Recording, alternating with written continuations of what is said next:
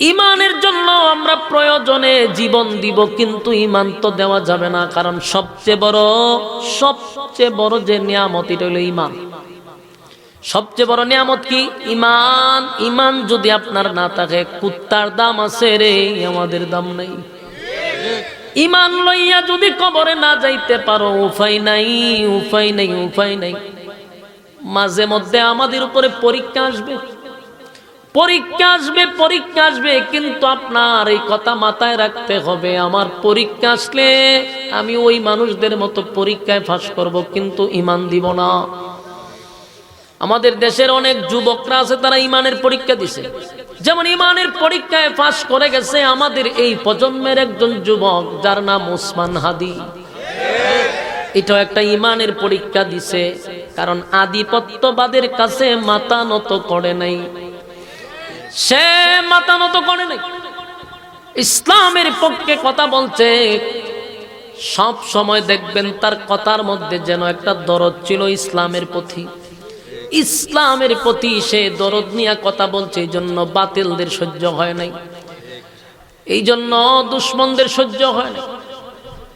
উসমান হাদি কেন তারা কেন হত্যা করলো? তার কারণ হলো সে ইসলামের পক্ষে কথা বলে, আধিপত্যবাদের বিরুদ্ধে কথা বলে। বাংলাদেশের জন্য তার দেশ প্রেম ছিল, নীরবে নীরবে সে বাংলাদেশটাকে মহব্বত করত, ভালোবাসত, তার বক্তব্যের দ্বারায় ফুটে উঠত। এটা সহ্য করতে পারে না, জীবন দিছে কিন্তু ইমান দেয় না, বাতিলের কাছে মাথা নত করে নাই। তার মতো কত যুবক বিক্রি হয়ে গেছে, বিক্রি হয়ে গেছে, টাকার কাছে বিক্রি হইছে, ক্ষমতার কাছে বিক্রি হইছে, কিন্তু উসমান হাদি বিক্রি হয় নাই, কারো কাছে বিক্রি হয় নাই। আমার যুবক ভাইরা, আগামীর প্রজন্ম সবাই হাদির মতো যুবক হইয়া দাঁড়াইতে হবে। আমাদের এই বাংলাদেশটাকে যদি টিকায় রাখতে হয়, শকুনের থাবার থেকে যদি বাংলাদেশটাকে বাঁচাইতে হয়, প্রত্যেকটা যুবক এক এক জায়গার থেকে হাদির মতো দাঁড়ায় যেতে হবে।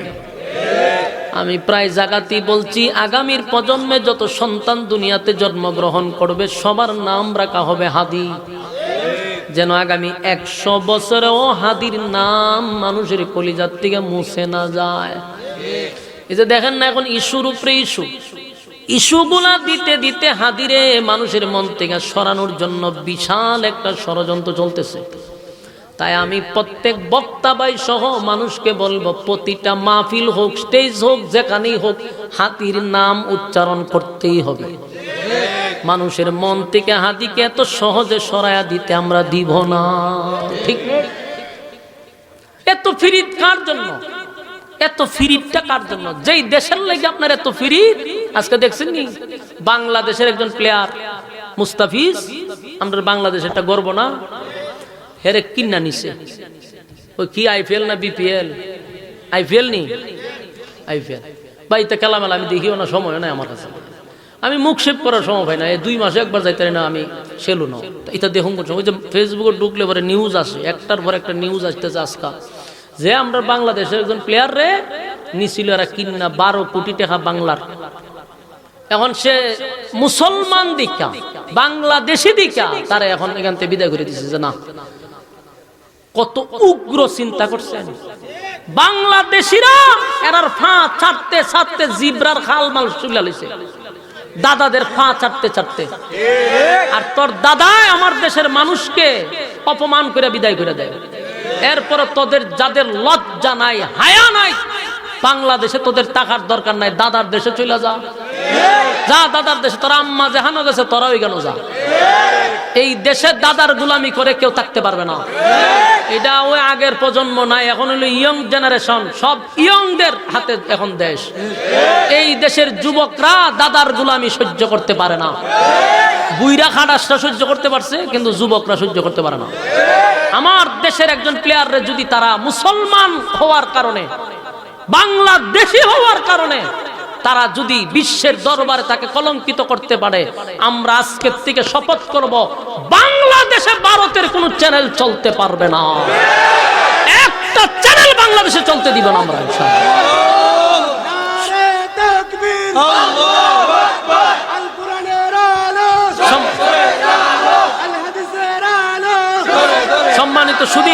সম্মানিত সুধী, এটা আওয়াজ তুলতে হবে। প্রত্যেকে ফেসবুক চালান না, ফেসবুক শরীফ ছাড়া তোর কেউ নাই। এই প্রত্যেকটা ফেসবুক ওয়ালারা আপনারা প্রতিবাদ করবেন যে বাংলাদেশ থেকে ভারতের সমস্ত চ্যানেল বন্ধ হতে হবে। আমরা এখান থেকে প্রতিবাদ করছি। এই কথাগুলি সোশ্যাল মিডিয়ার মাধ্যমে উপদেষ্টার কান পর্যন্ত যদি পৌঁছে, আমি তাদেরকে উদ্দেশ্য করে বলবো, এই মুহূর্তে আপনাদের এই সুযোগটা কাজে লাগানো দরকার ছিল। খাটা দিয়া খাটা কুলা।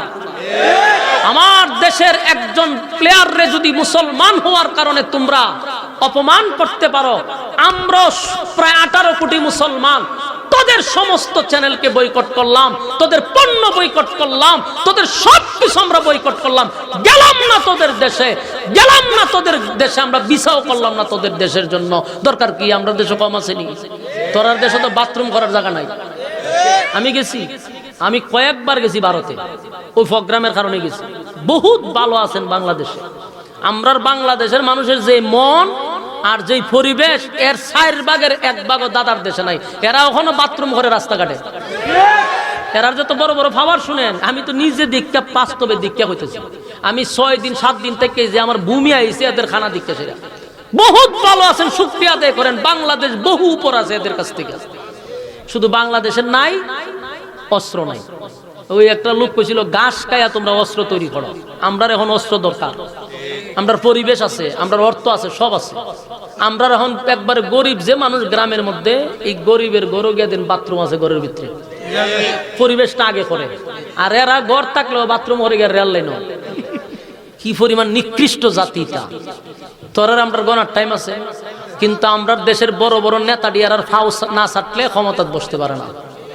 তবে আমি আপনাদেরকেও বলছি, এই দেশে যতদিন আপনারা দাদাদের গুলামি করবেন, এ দেশের যুবকরা আপনাদেরকে বয়কট করবে। আপনারা সময় মতো লাল কার্ড দেখাই দিবে। এই জন্য এই আধিপত্যবাদদের গোলামি বাদ দিতে হবে। ঠিক না বে ঠিক? মুস্তাফিজ আমাদের দেশের সম্পদ, তারে যেহেতু প্রকাশ্য অপমান করা হয়েছে, আমরা এখনই সিদ্ধান্ত নিব ভারতের সব পণ্য বয়কট। সব ভারতীয় চ্যানেলগুলা দিয়ে আমাদের মা বোনদেরকে নষ্ট করে দিছে। ভারতের চ্যানেলের কারণে ঘরে ঘরে মা বোনরা আজকে নষ্ট হয়েছে, নামাজ ছাড়ছে, কোরআন পড়া ছাড়ছে এই চ্যানেলের কারণে। এই সিরিয়াল দেখতে দেখতে শাশুড়ি বউর মধ্যে ঝগড়া, মা ছেলের মধ্যে ঝগড়া। এই সমস্ত এই চ্যানেলগুলি বন্ধ করা দরকার। এদের চ্যানেল থেকে শিকার কিছু নাই। এরা যেমন দাঙ্গাবাজ, এরা যেমন ফিতনাবাজ, প্রতিটা চ্যানেলে এরকম কিছু মানে একেবারে নিকৃষ্টতম কিছু চ্যানেলগুলো আছে, যেগুলা দিয়ে আমাদের নামাজি মা বোনদেরকে নষ্ট করছে। আগের মা বোনরা বইবে কোরআন শরীফ পড়তো, তখন বইতে সিরিয়ালের টাইম কোন সময়। ঠিক না বেটি? ভারত আমাদেরকে ধ্বংস করে দিছে। ভারতের প্রেম আমাদের দরকার নাই, ঠিক কিনা? ঈমান রক্ষার জন্য যদি আমাদেরকে ডাক দেয়, আমরা তৈরি থাকবো ইনশাআল্লাহ। রাসূলের সেই ভবিষ্যৎবাণী মনে হয় আবার বাস্তবায়ন হয়ে যাবে। ভারত ভেঙে টুকরা টুকরা হবে, রাসূলের ভবিষ্যৎবাণী। গাজওয়ে হিন্দে সেদিন মুসলমানরা বিজয় হবে, এটা রাসূলের ভবিষ্যৎবাণী। এই ডাক যদি আসে, আপনারা যে জায়গা থেকে হন সেখানে উপস্থিত হবেন। রাসূল বলছেন, সেই যুদ্ধে যারা অংশগ্রহণ করবে তারা বদরের সাহাবীদের যুদ্ধে অংশগ্রহণ করার সওয়াব পাবে। সম্মানিত সুধী, আমরা সেই দিনের অপেক্ষায় আছি, ঠিক না বেটি? পৃথিবীর কোন দেশের সাথে এদের সম্পর্ক ভালো নাই, কোন দেশের সাথে না।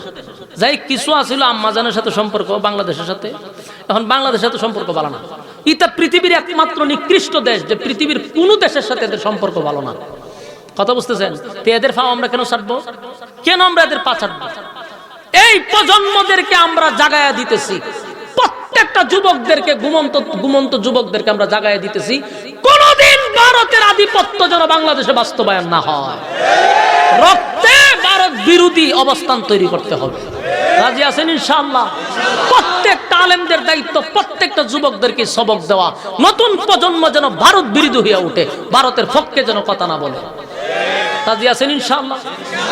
আমার যুবক ভাইরা, ইমানের পরীক্ষা দিতে হবে, ইমানের পরীক্ষা দিতে হবে। কারণ প্রত্যেকটা মানুষ ইমানের পরীক্ষা ছাড়া জান্নাত পাবে না। আল্লাহ বলেন, আমিনু কামা আমানান নাস, ঈমান আনো ওই মানুষদের মতো যারা ঈমানের পরীক্ষা দিছে, যারা ঈমানের পরীক্ষায় ফার্স্ট ডিভিশনে পাস করছে, তোমরা তাদের মতো ঈমান আনো। যেমন সাহাবায়ে কেরাম ইমানের জন্য জীবন দিছে রে, কিন্তু ইমান বিক্রি করে নাই। সুবহানাল্লাহ। ইমানের জন্য জীবন দিছে, ইমান বিক্রি করে নাই, ইমান বিক্রি করে নাই। নবীর একজন সাহাবী খুবাইব রাদিয়াল্লাহু তাআলা আনহু নবীর কাছে মক্কা থেকে প্রায় 10-12 জন মদিনায় গেল। মদিনায় তখন নবী হলেন দেশের প্রেসিডেন্ট, নবী তখন দেশ পরিচালনা করে। মক্কা থেকে কিছু লোক গিয়া কয়, হুজুর আমরা মুসলমান, আমরা কালেমা পড়ছি, কিন্তু আমাদেরকে তালিম দেওয়ার লোক নাই, আমাদেরকে ইসলাম শিক্ষা দেওয়ার মতো লোক নাই। আপনি যদি অনুমতি দেন, আমাদেরকে কিছু শিক্ষক দেন, যেন আমরা দিন শিখতে পারি, দিন বুঝতে পারি। খুব মনোযোগ দিয়ে শুনলেন, কি সুন্দর তাদের লেবাস। মুসলমান পরিচয় দিয়া নবীর কাছে আইসা সাহাবীদেরকে নিয়ে গেছে মক্কায়। এর মধ্যে একজন সাহাবীর নাম হলো খুবাইব রাদিয়াল্লাহু তাআলা আনহু। মক্কার দিকে রওনা দিছে। মক্কার দ্বার প্রান্তে যখন চলে গেছে, হঠাৎ করে তাকায়া দেখে চতুর্দিক দিয়া এই সাহাবীদেরকে ঘেরাও করে ফেলছে, তীর দিয়া দনক দিয়া ঘেরাও করছে। খুবাইব রাদিয়াল্লাহু তাআলা আনহু সহ্য হয়ে গেল, তোমরা কারা রে? মুসলমানের পরিচয় দিয়া নবীর কাছ থেকে আমাদেরকে নিয়ে আসছো, দিন শিকার কথা বইলা, ইসলাম শিকার কথা বইলা আমাদেরকে নিয়ে আসলা, আর রাস্তা তাই না তোমরা আমাদেরকে বন্দী করলা। 11 জন সাহাবী আসছিল, প্রায় 10 জনকে তারা জাগাত হত্যা করছে। নাউজুবিল্লাহ। চিন্তা করেন কত বড় মুনাফিক। নবীর কাছে গিয়া বলছে, আমরা মুসলমান, আমরা দিন শিকার জন্য আমাদের কিছু সাহাবায়ে কেরাম লাগবে, তারা আমাদেরকে দিন শিখাবে। নবী দিলমাকা দরদ নিয়ে তাদের সঙ্গে কিছু লোক পাঠায়া দিল। এর মধ্যে খুবাইব রাদিয়াল্লাহু তাআলা আনহু একজন। কিন্তু রাস্তার মধ্যে আইনা 10 জন সাহাবীদেরকে হত্যা করলো। খুবাইব রাদিয়াল্লাহু তাআলা আনহুকে হত্যা না করে বন্দী করছে। বন্দী করে একটা ঘরের মধ্যে ওনাকে আটকায়া রাখছে, খানা দেয় না, পানিও দেয় না, একটা ঘরের ভিতরে বন্দী করে রাখছে। খুবাইব রাদিয়াল্লাহু তাআলা আনহু জিজ্ঞাসা করলো, কেন তোমরা আমারে, আমার সাথী ভাইগুলারে হত্যা করলা? কেন এমন প্রতারণা করলা? নবীর কাছে বললা যে তোমরা দিন শিখবা, এত দূর আইনা আমাদেরকে হত্যা করলা, আর আমারে কেন বন্দী করে রাখলা? ওই বেঈমানগুলি বলে, আমরা বদরের যুদ্ধে তোমাদের কাছে হারছি, বদরের যুদ্ধে আমাদের ভাই আমাদের বাপ হারাইছি, তাই এটার প্রতিশোধ নেওয়ার জন্য মুসলমানের লেবাস ধরে তোমাদেরকে নিয়ে আসছি হত্যা করার জন্য। নাউজুবিল্লাহ। আমার যুবক ভাইরা, ঠিক তেমনি ভাবে কিছু মুনাফিক লেবাসদারি মুনাফিক আমাদের মুসলমানদের মধ্যে ঢুকছে। ঢুইকা ওই আধিপত্যবাদের গোলামি করতেছে। গোলামি কইরা মুসলমানদেরকে ঠিক একই কায়দায় মারার জন্য চেষ্টা চালাইতেছে। প্রতিদিন মিস নাই, প্রতিদিন এদের কাছে আমাদের বাঙালিরা মৃত্যুবরণ করতেছে। বর্ডারে প্রতিদিন মানুষ মারতেছে, এমন কোন দিন নাই যে বাংলাদেশিদেরকে তারা হত্যা করে না।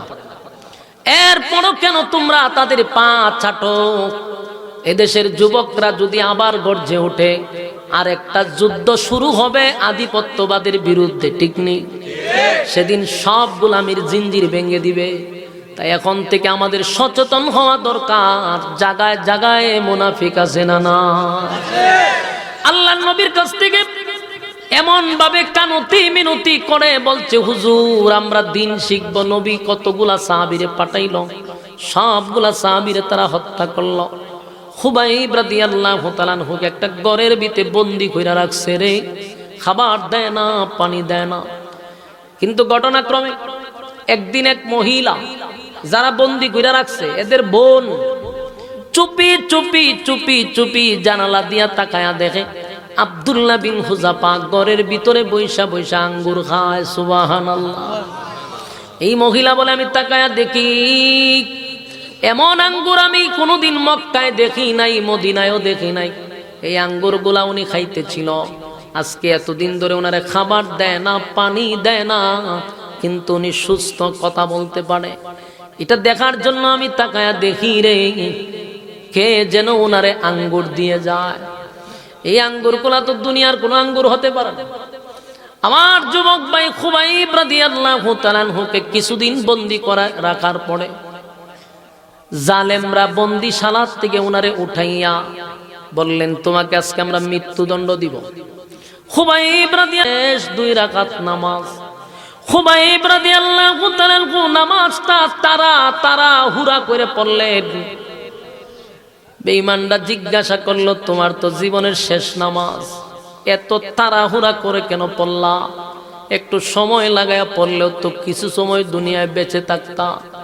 খুবাইব রাদিয়াল্লাহু তাআলা আনহু বলেন, বেঈমানরা শুন, নামাজে এত মজা পাইছিলাম, এত ভালো লাগছিল, কিন্তু নামাজটা তাড়াহুড়া করার কারণ হইল আমি যদি নামাজ দেরি করে পড়ি, তোমাদের ধারণা আসতে পারে যে মরণের ভয়ে আমি নামাজটা ধীরে ধীরে পড়তেছি।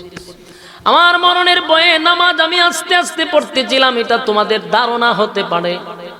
আমি নবীর সাহাবীর প্রতি তোমাদের এমন ধারণা যেন না হয়, তাই মরণের ভয়ে তাড়াতাড়ি নামাজ পড়িছি।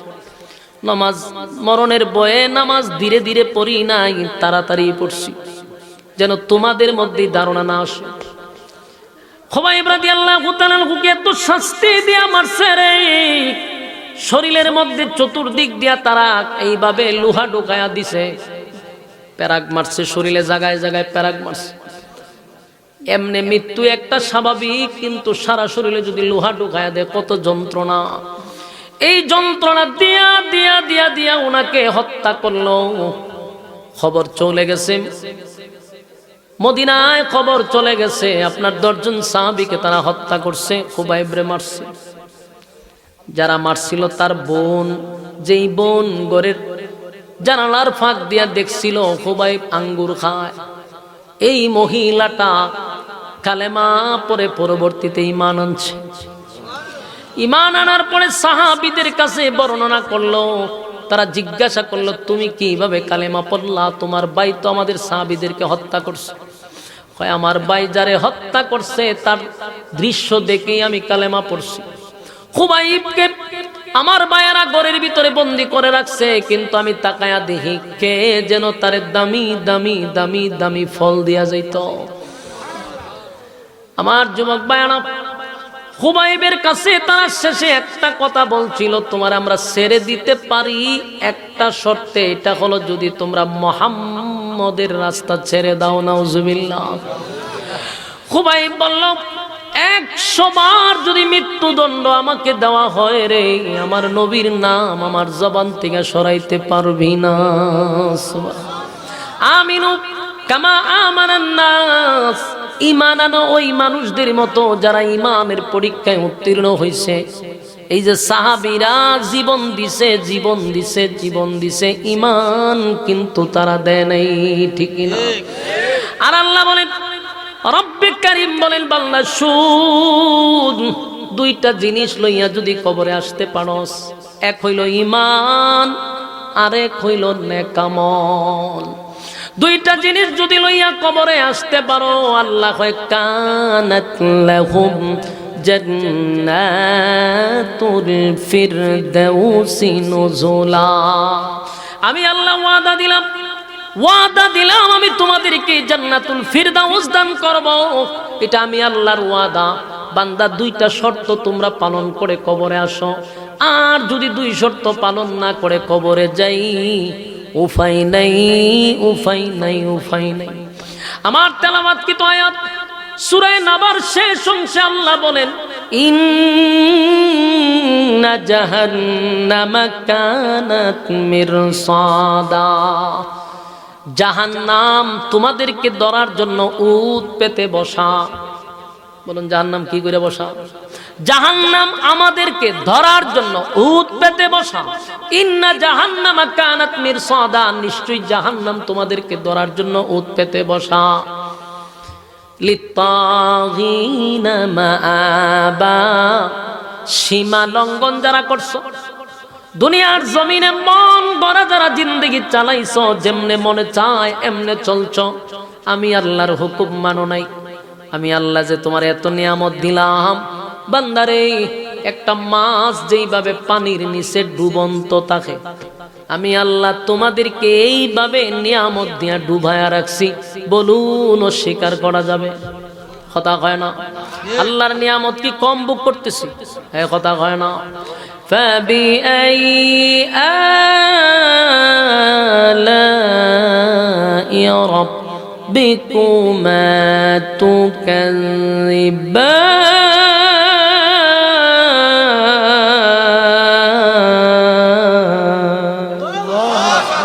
আল্লাহ কয় কোন কোন নিয়ামতের অস্বীকার করবি বান্দা বল?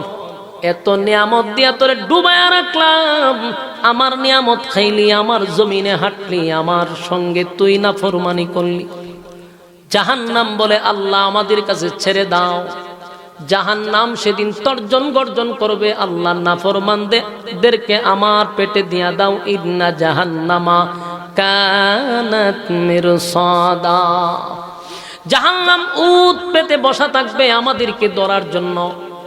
লিত্তাগিনা মাআবা, সীমা লঙ্ঘন যারা করছে তাদেরকে ধরার জন্য।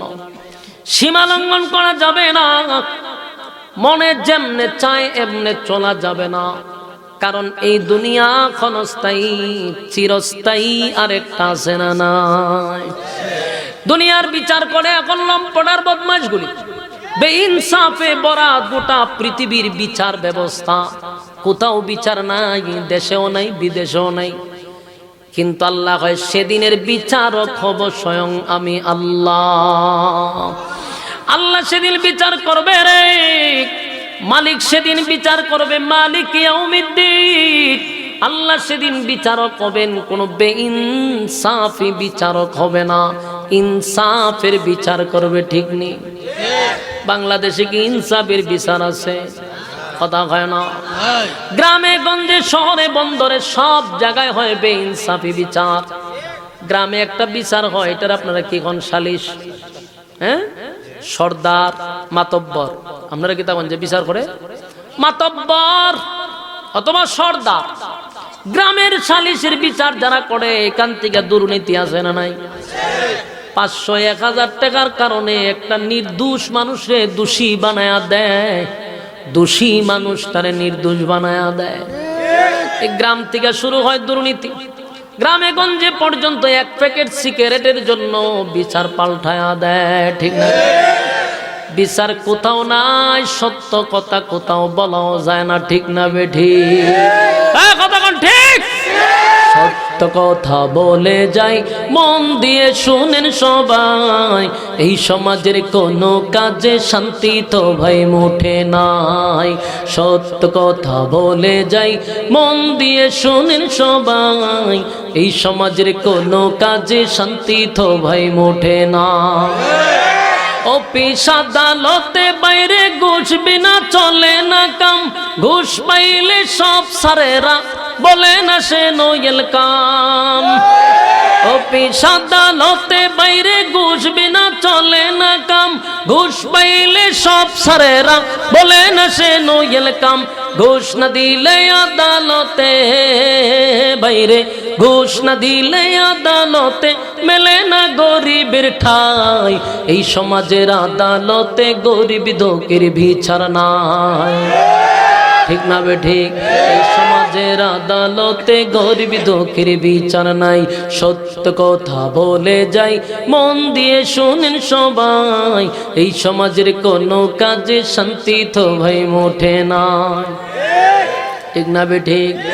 দুর্নীতি দমন কমিশন বলছে দুর্নীতি কমছে, কমা তো ভাই দূরের কথা, দুর্নীতি বেড়ে গেছে। দুর্নীতি দমন কমিশন বলছে দুর্নীতি কমছে, কমা তো ভাই দূরের কথা, দুর্নীতি বেড়ে গেছে। কেউ ধরা খায়, কেউ ছাড়া পায় ভাইরে, কেউ ধরা খায়, কেউ ছাড়া পায়। একটু কানে তীরে ভাই, দ্রব্য মূল্যের ঊর্ধ্বগতি, দুর্নীতি কমছে কোথায়? ঠিক না বেঠিক? দ্রব্যমূল্যের ঊর্ধ্বগতি, দুর্নীতি কমছে কোথায়? সত্য কথা বলে যাই, মন দিয়ে শুনেন সবাই, এই সমাজের কোনো কাজে শান্তি তো ভাই মোটে নাই। ঠিক নেই?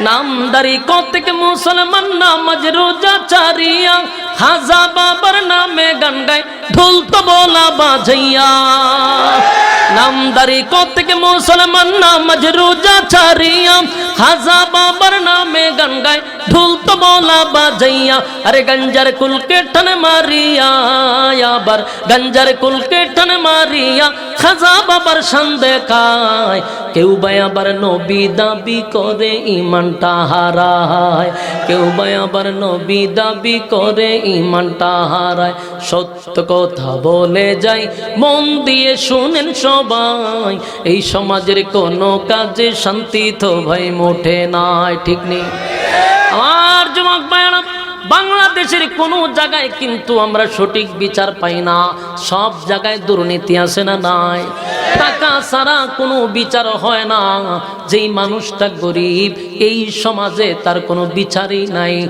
টাকা আছে তো বিচার আছে টাকা নাই তো জুলুমের শিকার হয় নির্দোষ মানুষ অপরাধী হয় অপরাধীগুলা পুলিশের নাকের ডগা দিয়া তারা হেঁটে বেড়ায় অপরাধ করার পরও জামিন দেওয়া হয় নির্দোষ আলেমরা হাজার এখন পর্যন্ত প্রায় বছরের পর বছর এখনো জেলখানায় বন্দী নির্দোষ মানুষ জেলখানায় দোষী মানুষ জেলখানার বাহিরে আছে না নাই আল্লাহ বলেন বাংলাদেশে তাইকা পৃথিবীতে তাইকা ইনসাফের বিচার কোথাও পাওয়া যাবে না কিন্তু হাসরের মাঠে যে বিচার হবে এটা স্বয়ং আল্লাহ নিজে করবে ইনসাফের বিচার হবে ইনসাফের বিচার হবে আল্লাহ বলেন সেদিন আমি নিজে বিচারক হব রে ইন্না জাহান্নামা কানাত মিরসাদা জাহান্নাম যেদিন তোমাদের জন্য উৎপেতে বসা থাকবে লিত্তাগিনা মাআবা যেদিন সীমা লঙ্ঘনকারীদেরকে ঘেরাও করা হবে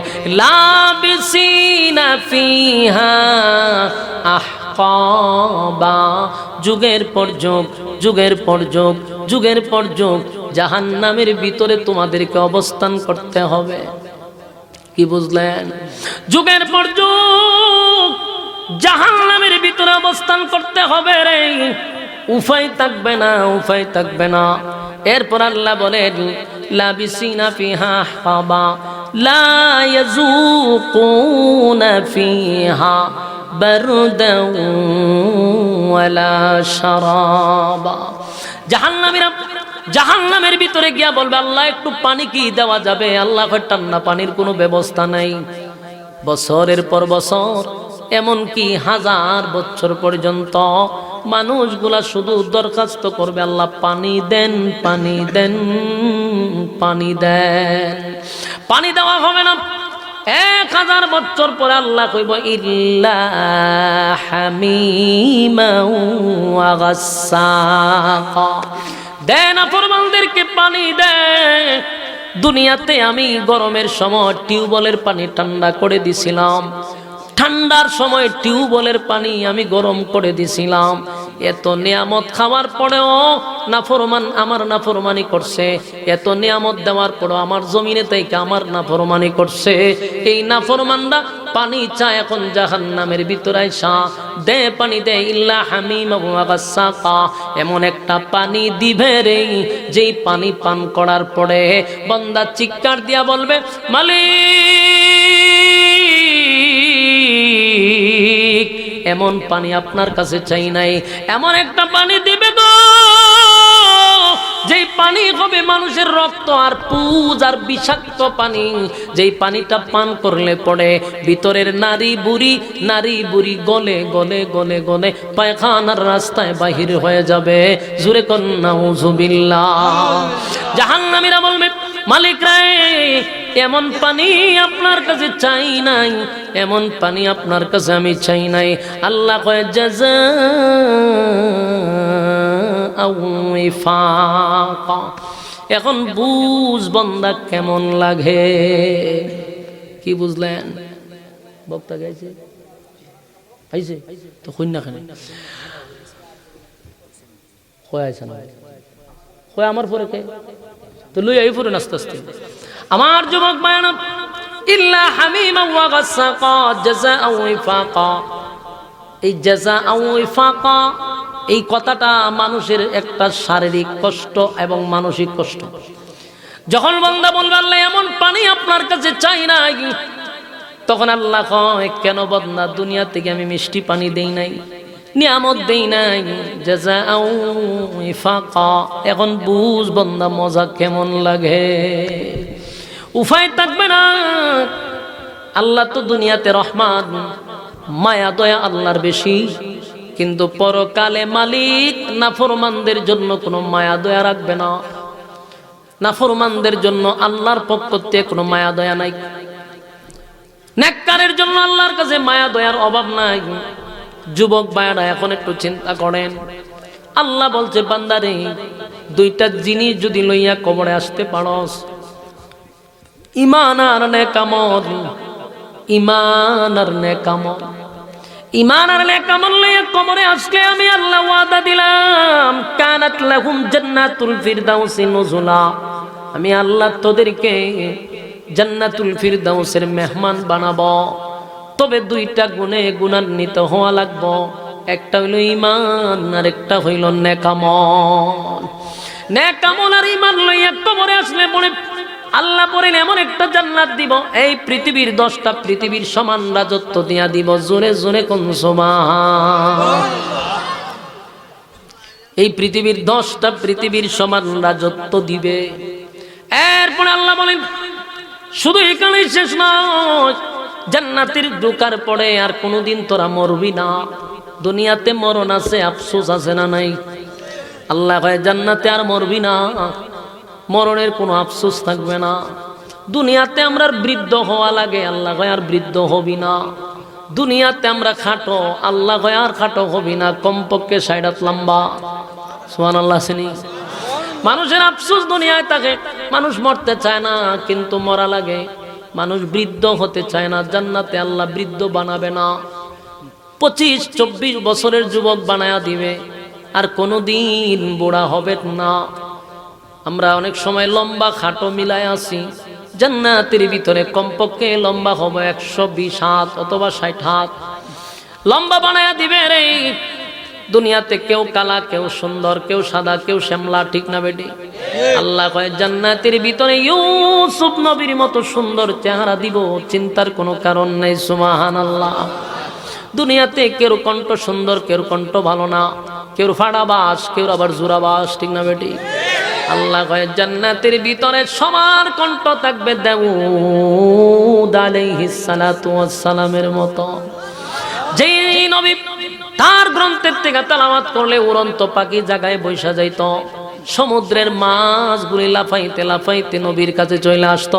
জোরে কোন সুবহান। এমন কণ্ঠ আল্লাহ জান্নাতের ভিতরে দিবে রে। শুধু কি তাই? আল্লাহ কয় এখানেই শেষ না, সুন্দর চেহারা দিব, আদম নবীর মতো বডি বানায়া দিব, এই ইউসুফ নবীর মতো সুন্দর বানায়া দিব। এখানেই শেষ না, রাজত্ব দিব কমপক্ষে এই পৃথিবীর 10টা পৃথিবীর সমান।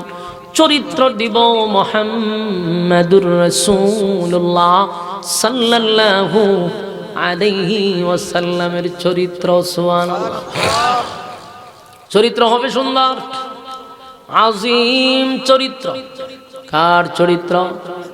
আজিম চরিত্র নবী মুহাম্মাদুর রাসূলুল্লাহ সাল্লাল্লাহু আলাইহি ওয়াসাল্লামের চরিত্র। সুবহানাল্লাহ। ওয়া ইন্নাকা লাআলা খুলুকিন আযীম।